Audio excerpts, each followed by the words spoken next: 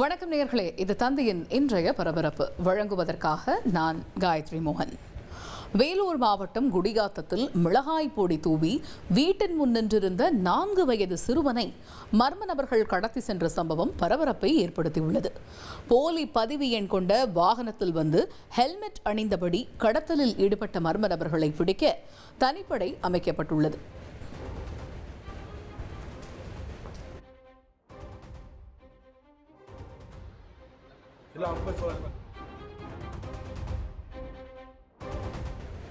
கோவை பூ மார்க்கெட்டில் தனது ஆடை குறித்து கேள்வி எழுப்பிய பூ வியாபாரிகளிடம் சட்டக்கல்லூரி மாணவி வாக்குவாதத்தில் ஈடுபட்டார். கோவையைச் சேர்ந்த சட்டக்கல்லூரி மாணவி ஒருவர் பூ மார்க்கெட்டுக்கு ஸ்லீவ்லெஸ் அணிந்து சென்றதை பூ வியாபாரிகள் கண்டித்ததாக தெரிகிறது. இதனால் ஆவேசமடைந்த அந்த மாணவி தனது ஆடையில் எந்த ஒரு குறையும் இல்லை என கூறியதால் இருதரப்பினருக்கும் இடையே வாக்குவாதம் ஏற்பட்டது. இந்த நிலையில் வியாபாரிகள் மிரட்டியதாக கல்லூரி மாணவி கோவை மாநகர காவல் ஆணையர் அலுவலகத்தில் புகார் அளித்துள்ளார்.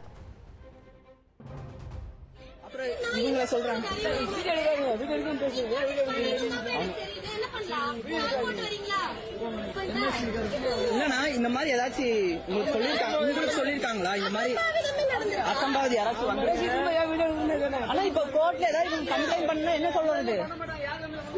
நான் இவங்க பண்ணுவாங்க.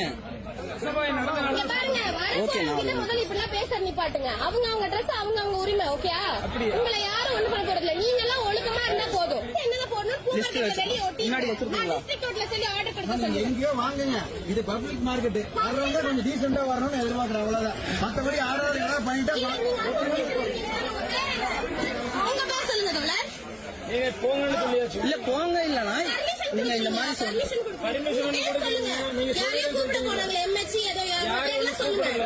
சுதந்திரம் சொல்லிட்டீங்க. நீங்க போயிட்டு என்ன பார்த்த உடனே இப்படி அரையங்கரிமா ட்ரெஸ் போட்டு பூ மார்க்கெட்டுக்குள்ள வரீங்க.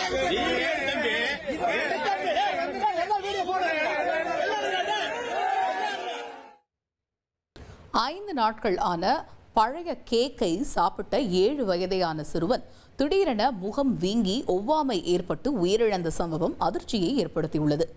வீட்டில் இருந்த பழைய கேக்கை பள்ளிக்கு எடுத்து சென்ற சிறுவன் மதிய உணவு இடைவேளையில் அதை சாப்பிட்டுள்ளார். இதையடுத்து முகம் வீங்கி சிறுவன் மயங்கிய நிலையில் பள்ளி நிர்வாகம் சிறுவனை மருத்துவமனையில் சேர்த்துள்ளனர். ஆனால் சிகிச்சை பலனின்றி சிறுவன் உயிரிழந்தார்.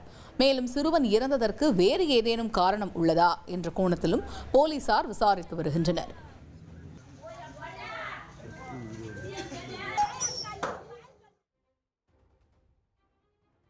கேரளாவில் சாலையின் குறுக்காக ஓடிய நாயால் ஆட்டோ தலைக்குப்புற கவிழ்ந்து விபத்திற்குள்ளான சிசிடிவி காட்சிகள் வெளியாகி பரபரப்பை ஏற்படுத்தியுள்ளது.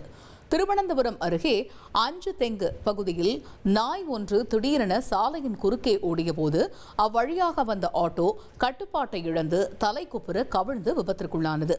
இதில் ஆட்டோவில் இருந்த 11 வயது சிறுமி பரிதாபமாக உயிரிழந்தார்.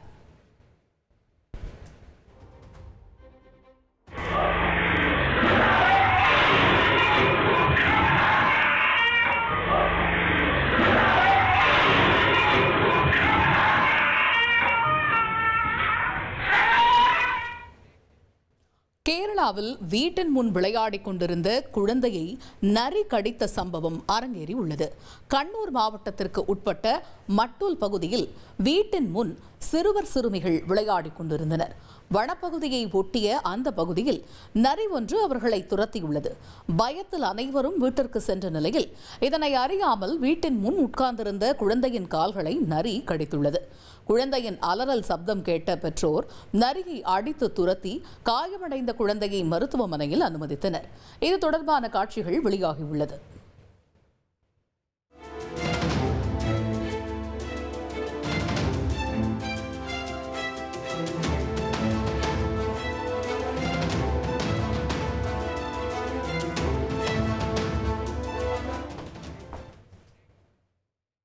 உத்தரப்பிரதேசத்தில் வீட்டிற்குள் விளையாடிக் கொண்டிருந்த 4 வயது சிறுவனை ஓநாய் ஒன்று கடித்து குதறியது. பரைச் பகுதியில் உள்ள பாபா பங்களா எனும் கிராமத்தில் வீட்டிற்குள் விளையாடிக் கொண்டிருந்த 4 வயது சிறுவனை ஓநாய் தாயின் கண் முன்னே இழுத்து சென்று கடித்து குதறியது. உடனடியாக பெற்றோர் மற்றும் கிராம மக்கள் பின்தொடர்ந்ததில் சிறுவனை நெல் வயலில் போட்டுவிட்டு ஓநாய் தப்பி ஓடியது. பலத்த காயமடைந்த சிறுவன் மருத்துவமனையில் அனுமதிக்கப்பட்டுள்ளார். இதுவரை ஓநாயின் தாக்குதலில் ஒரு பெண் உட்பட மொத்தம் 7 பேர் காயமடைந்துள்ளனர். ஓநாய் தாக்குதலால் கிராம மக்கள் பீதியடைந்துள்ளனர். 16 வயது சிறுமிய காதலிச்ச இளைஞரை நடு ரோட்டில் ஓட வெட்டி கொலை பண்ணியிருக்கு ஒரு சில்வண்டு கேங். அக்காவின் காதலனுக்கு 15 வயது தம்பி போட்டு பகீர் கொலை திட்டத்தின் பின்னணி என்ன? 16 வயது அக்காவின் காதலனை நடு ரோட்டில் ஓட வெட்டி கொன்ற 15 வயது பள்ளி மாணவனின் பகீர் செயல்தான் இன்று ஒட்டுமொத்த திருச்செந்தூரையும் திகிலடைய வைத்திருக்கிறது.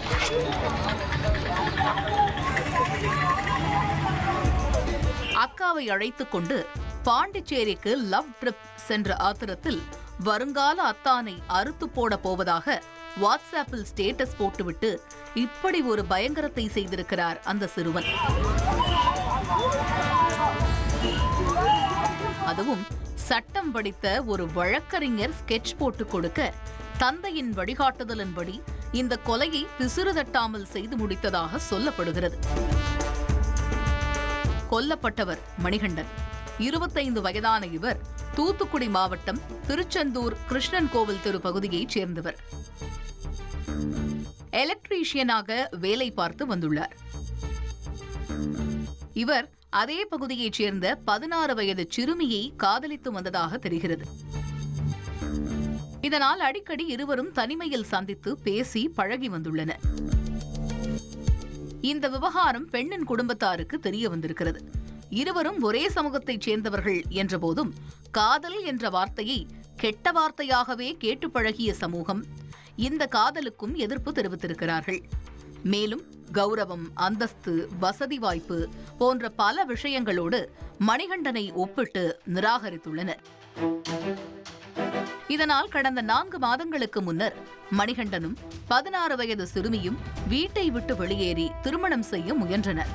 ஆனால் அந்த பெண்ணுக்கு 18 வயது நிறைவடையாததால் போலீசார் திருமணத்தை தடுத்து நிறுத்தி வழக்கு ஏதும் பதியாமல் இருவரையும் பெற்றோருடன் அனுப்பி வைத்தனர். இந்த விவகாரத்தில் பெண் வீட்டார் மணிகண்டன் மீது கடும் கோபத்தில் இருந்ததால் தற்காப்புக்காக திருச்செந்தூரில் இருந்து ஆலந்தலை கிராமத்திற்கு இருப்பிடத்தை மாற்றியுள்ளார். ஆனாலும் காதலை கைவிடவில்லை. தொடர்ந்து அந்த சிறுமியுடன் பேசி வந்திருக்கிறார். இந்த நிலையில்தான் கடந்த சில நாட்களுக்கு முன்னர் தோழி வீட்டிற்கு செல்வதாக கூறி சென்ற சிறுமி அதன் பிறகு 2 நாட்கள் கழித்துதான் வீட்டிற்கு வந்துள்ளார். இதனை அடுத்து குடும்பத்தார் விசாரித்த போது அந்த சிறுமி தோழி வீட்டிற்கு செல்லவில்லை என்றும் மணிகண்டனுடன் சேர்ந்து பாண்டிச்சேரிக்கு லவ் ட்ரிப் சென்றதும் தெரியவந்தது. இதனால் கடுப்பான குடும்பத்தினர் காதலை கைவிடும்படி மிரட்டியுள்ளனர். அப்பொழுது என்னை வேறு யாருக்கு திருமணம் செய்து வைத்தாலும் தாலியை கழட்டி வச்சுட்டு வந்துடுவேன் என பிடிவாதமாக கூறியிருக்கிறார் அந்த சிறுமி. அந்த வார்த்தைகளில் கடுப்பான குடும்பத்தினர் மொத்த ஆத்திரத்தையும் மணிகண்டன் மீது திருப்பியுள்ளனர்.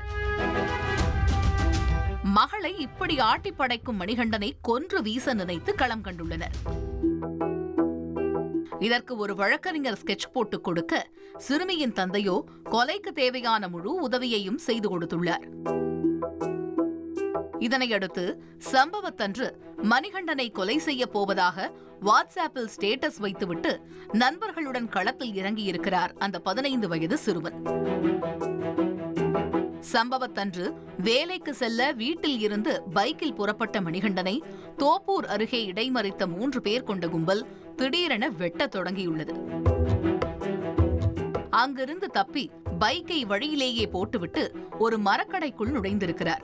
ஆனாலும் விடாத சில்வண்டு பாய்ஸ் மணிகண்டனை மரக்கடையில் வைத்தே வெட்டி கொலை செய்திருக்கிறது. அந்த பொண்ணுக்கு அவங்க மாப்பிள்ளை பார்த்திருக்காங்க. அந்த பொண்ணு சொல்லியிருக்கு, நீ யாருக்கு கட்டி வச்சாலும் தாலியை கழட்டி வச்சுட்டு நான் மணி கூட தான் ஓடுவேன் அப்படின்னு சொன்ன உடனே அவ அப்பா சொல்லியிருக்காரு, மணி உயிரோட இருந்தா தானே நீ மணி கூட ஓடுவ, மணியை நாங்கள் என்ன செய்யணுமோ செஞ்சு கொடுத்தோன்னு சொல்லிட்டு என் கூட பிறந்த மூத்தக்கா பையனுக்கு ஃபோன் பண்ணி உன் சித்தி பையனை இந்த ஊரை விட்டு போக சொல்லுதியா என்ன, இல்லைன்னா எங்கள் கையில் கூலிப்படை இருக்குது, ராமச்சந்திர வக்கீல் சொல்லிட்டாரு, சின்ன வயசு பையனை வச்சு கொலை பண்ணுனா கேஸே நிற்காது, துணிச்சலாக வச்சு செய்யுங்க, நம்ம பார்த்துக்கிடலாம், உங்களுக்கு கேட்க ஆள் இல்லைன்னு சொல்லி இப்போ செஞ்சுட்டாங்க. இன்னைக்கு 9:30 மணிக்கு எங்கள் அக்கா பையனை ஆலந்தவளை ரோட்டில் வச்சு கொலை பண்ணிட்டாங்க. எங்களுக்கு சரியான நடவடிக்கை எடுக்கணும். அவங்க 3 பேரையும் இது பண்ணணும். ஆணுவ கொலை பண்ணியிருக்காங்க.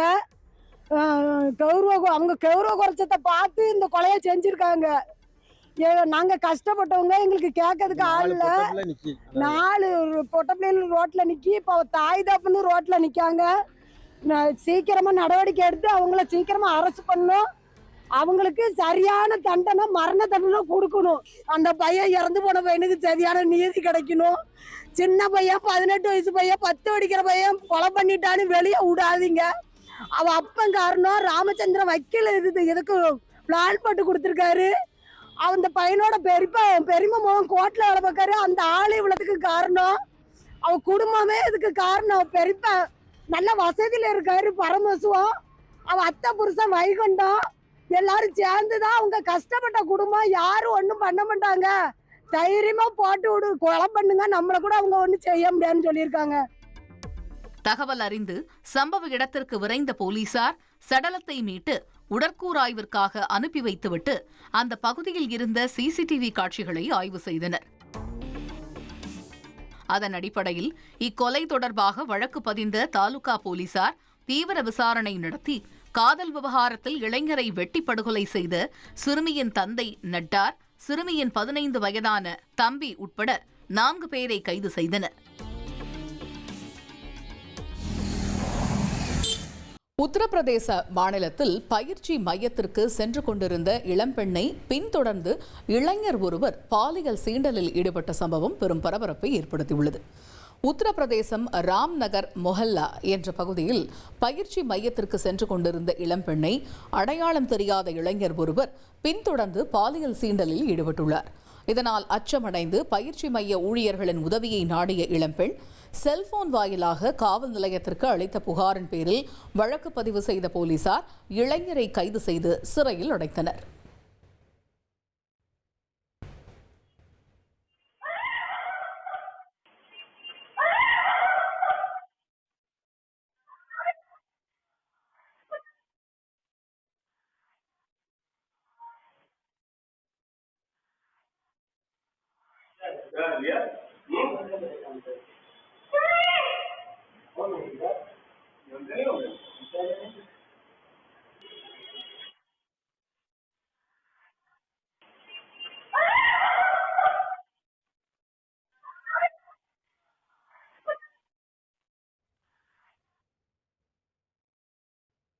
நடிகர் சூர்யாவின் பாதுகாவலரிடம் ரூபாய் 42 லட்சத்தை மோசடி செய்துள்ளனர் அதே வீட்டில் வேலை பார்த்த பணிப்பெண்ணின் குடும்பத்தினர்.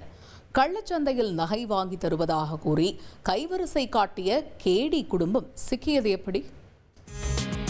நடிகர் சூர்யாவின் தனி பாதுகாவலரிடம் குறைந்த விலையில் தங்கம் வாங்கி தருவதாக ஆசை காட்டி 42 லட்சத்தை சுருட்டிய கும்பல் இதுதான். தாய், சித்தி, மகன்கள் என ஒரு குடும்பமே சேர்ந்து அதிகாரிகள் மட்டுமின்றி மொத்தம் 500 பேரிடம் லட்சமாக பணத்தை ஏமாற்றி உள்ளனர். சூர்யா ஆடம்பர வாழ்க்கை வாழ்வதைப் போலவே நாமும் சொகுசாக வாழ வேண்டும் என்கிற அபரிமிதமான ஆசையில் இப்படி ஒரு பகீர் மோசடியை அரங்கேற்றி இருக்கிறது அந்த கேடி குடும்பம். வீட்டு வேலை செய்து கொண்டே மல்டி மில்லியனராக பிளான் போட்டவர்களின் பின்னணியை அறிய கிரைம் செய்தியாளர் சாலமனை விசாரணை களத்தில் இறக்கினோம். கன்னியாகுமரி மாவட்டத்தைச் சேர்ந்தவர் அந்தோனி ஜார்ஜ் பிரபு. இவர் ஆயுதப்படையில் முதல் நிலை காவலராக பணியாற்றி வரும் நிலையில் கடந்த சில மாதங்களாக நடிகர் சூர்யாவுக்கு தனி பாதுகாவலராக இருந்து வருகிறார். கடந்த சில மாதங்களுக்கு முன்னர் மாம்பலம் காவல் நிலையத்தில் PSO அந்தோனி பரபரப்பான புகாரொன்றை அளித்தார். அதில் நடிகர் சூர்யா வீட்டில் வேலை பார்த்து வந்த டி நகரைச் சேர்ந்த சுலோச்சனா மற்றும் அவரது மகன்கள் தன்னிடம் குறைந்த விலையில் தங்க காயின் தருவதாக கூறி 42 லட்சம் ரூபாய் மோசடி செய்துவிட்டதாக தெரிவித்திருந்தார். புகாரின் பேரில் போலீசார் விசாரணை மேற்கொண்ட போது சுலோச்சனா குடும்பத்தோடு தலைமறைவாகியுள்ளார். அவர்களது செல்போனும் ஸ்விட்ச் ஆஃப் செய்யப்பட்டிருக்கிறது. தொடர்ந்து நடந்த 3 மாத தேடுதல் வேட்டைக்கு பிறகு திருவள்ளூர் மாவட்டத்தில் பதுங்கியிருந்த சுலோச்சனா, அவரது மகன்கள் பாலாஜி, பாஸ்கர் மற்றும் சகோதரி விஜயலட்சுமி ஆகிய 4 பேரை போலீசார் கைது செய்தனர். அவர்களிடம் நடத்தப்பட்ட விசாரணையில்தான் பல திடுக்கிடும் தகவல்கள் வெளியாகியுள்ளது. சுலோச்சனா திருமணமான சில வருடங்களிலேயே 2 பிள்ளைகளுடன் கணவனால் கைவிடப்பட்ட பெண். குடும்பத்தை ஏழ்மை வாட்டி வதைக்க வீட்டு வேலை மற்றும் இதர வேலைகளை செய்து தனது 2 மகன்களையும் வளர்த்து வந்துள்ளார். கடந்த சில வருடங்களாக சுலோச்சனா டி நகரில் உள்ள நடிகர் சூர்யா வீட்டில் வேலை செய்து வந்துள்ளார். இதனால் சுலோச்சனாவின் மகன்கள் அடிக்கடி தாயை பார்ப்பதற்காக அங்கு வருவதுண்டு. அப்போது நடிகரின் வீட்டிலிருந்த ஆடம்பரத்தை கண்டு சுலோச்சனாவின் மகன்கள் வியந்திருக்கிறார்கள். உடனே நாம் எப்போது இப்படி ஆடம்பர வாழ்க்கை வாழ்வது, கடைசி வரை வீட்டு வேலைதானா என கூறி தொடர்ச்சியாக சுலோச்சனாவிடம் புலம்பி உள்ளனர். இதனையடுத்து ஒளிமயமான எதிர்காலத்தை உருவாக்க சுலோச்சனா மற்றும் அவரது மகன்கள் இணைந்து தீபாவளி ஏலச்சீட்டு நடத்தியுள்ளனர். ஆனால் அதில் சிலர் மட்டுமே உறுப்பினராக சேர்ந்ததால் அவர்கள் எதிர்பார்த்த பணம் கிடைக்கவில்லை. அதே நேரம் தீபாவளி பண்டின் போது கிடைத்த தொடர்பை வைத்து பெரிய அளவில் மோசடி செய்து செட்டிலாக நினைத்துள்ளனர். அப்போது அவர்கள் போட்ட ரூட்டு தான் கோல்ட் காயின். 5000 ரூபாய் செலுத்தினால் மாதத்திற்கு 1 கிராம் தங்க காயின் வழங்குவதாகவும், 6500 ரூபாய் செலுத்தினால் வாரத்திற்கு 1 கிராம் தங்கக்காயின் வழங்கப்படும் எனவும் ஆசை வார்த்தையை கூறி மோசடி கடையை திறந்திருக்கிறார்கள். இதனை நம்பி சென்னை, திருவள்ளூர், காஞ்சிபுரம் உள்ளிட்ட மாவட்டங்களிலிருந்து பலரும் பணம் செலுத்த ஆரம்பித்துள்ளனர். முதலில் சில மாதங்கள் சொன்ன சொல் மாறாமல் பணம் செலுத்திய நபர்களுக்கு சரியான முறையில் தங்க காயினை வழங்கி நம்பிக்கை ஊட்டி உள்ளனர். எப்படி குறைந்த விலைக்கு தங்கம் தருகிறீர்கள் என கேட்டால், துபாயிலும் இலங்கையிலும் தங்களுக்கு தொடர்பு உள்ளதென பல கட்டுக்கதைகளை அவிழ்த்துவிட்டதாகவும் சொல்லப்படுகிறது. இப்படி பலரின் நம்பிக்கையை சம்பாதித்த சுலோச்சனா அண்ட் சன்ஸ் கடைசியாக 600 தங்க காயின் இருப்பதாகவும், உடனடியாக யார் வேண்டுமானாலும் வாங்கிக் கொள்ளலாம் என அள்ளிக்கோ ஆஃபரை வெளியிட்டுள்ளனர். ஆஃபரில் தங்கம் என்று நம்பி லட்சக்கணக்கில் பணம் கொடுத்தவர்களுக்கு கோல்டு காயின் கொடுக்காமல் பணத்தோடு எஸ்கேப் ஆகியிருக்கிறார்கள். இப்படி சுலோச்சனாவின் மோசடி வலையில் வீழ்ந்த பலரில் ஒருவர்தான் நடிகர் சூர்யாவின் தனி பாதுகாவலரான அந்தோணி. முதலில் தந்தையின் மருத்துவ செலவுக்காக வைத்திருந்த 1 லட்சம் ரூபாய் பணத்தை செலுத்தி அதற்கேற்றாற் போல தங்க காயின் வாங்கியிருக்கிறார் PSO அந்தோணி. இதனையடுத்து அவரிடமும் 600 தங்க காயின் ஆஃபரை சொல்லி ஆசை காட்டியுள்ளனர். தங்கம் கண்ணை மறைக்க உடனே மனைவியின் நகைகள் அனைத்தையும் விற்று மேற்கொண்டு வங்கியில் லோன் எடுத்தும் ரூபாய் 42 லட்சத்தை சுலோச்சனாவின் மகன்களிடம் கொடுத்துள்ளார். அவ்வளவுதான். 2 மாதத்திலேயே அந்தோணிக்கு டாட்டா காட்டிவிட்டு இந்த குடும்பம் பணத்துடன் எஸ்கேப் ஆகியுள்ளது. இந்த மோசடியை கேள்விப்பட்டதும் நடிகர் சூர்யா குடும்பத்தினரும் அதிர்ந்து போயிருக்கிறார்கள்.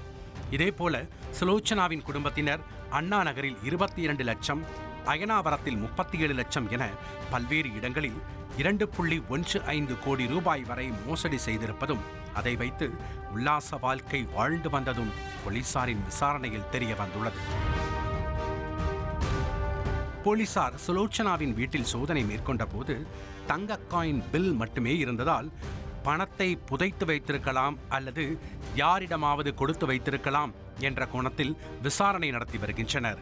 மீண்டும் இவர்களை கஸ்டடி எடுத்தால் மட்டுமே எவ்வளவு நபர்கள் பணத்தை ஏமாந்துள்ளனர், மோசடி செய்து பெறப்பட்ட பணம் எங்கே பதுக்கப்பட்டுள்ளது உள்ளிட்ட தகவல்கள் தெரிய வரும்.